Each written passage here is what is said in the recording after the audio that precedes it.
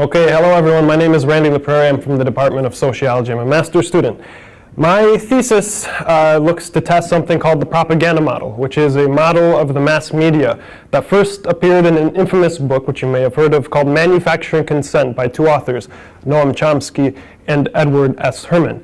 The reason that I chose this is because I think the model is very well supported, and there is a literature that supports the model, but yet the propaganda model is it doesn't have a large presence in mainstream academic scholarship, so that's why I chose to test it.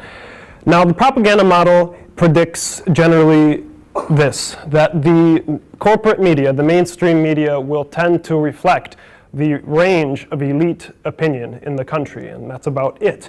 So in the domain of foreign affairs, which is what I looked at, the prediction is that in international conflicts, there will be worthy victims and unworthy victims. And what this means is that, or what this says is that our official enemies in conflicts, our official enemies, their victims will be worthy victims in the press. So that means that they'll receive extensive sympathetic coverage, whereas our own victims, or the victims of our friends, will receive very limited coverage, and the crimes of their oppressors will be justified. So I picked two cases to test these hypotheses in my thesis.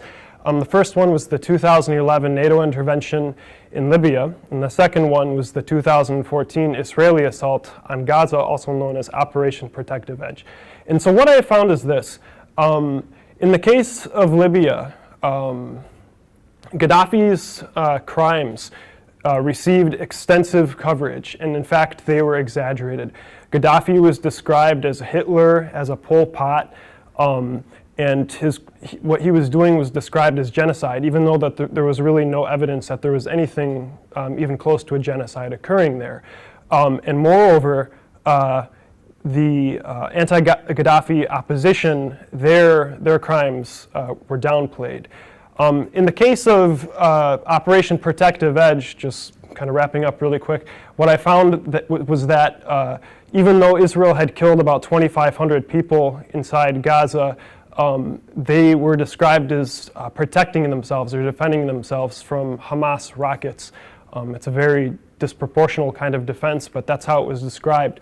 And this reflected very closely the position of the Obama administration to justify their policy of supporting Israel during this time. So in conclusion, the propaganda model was supported. Thank you very much.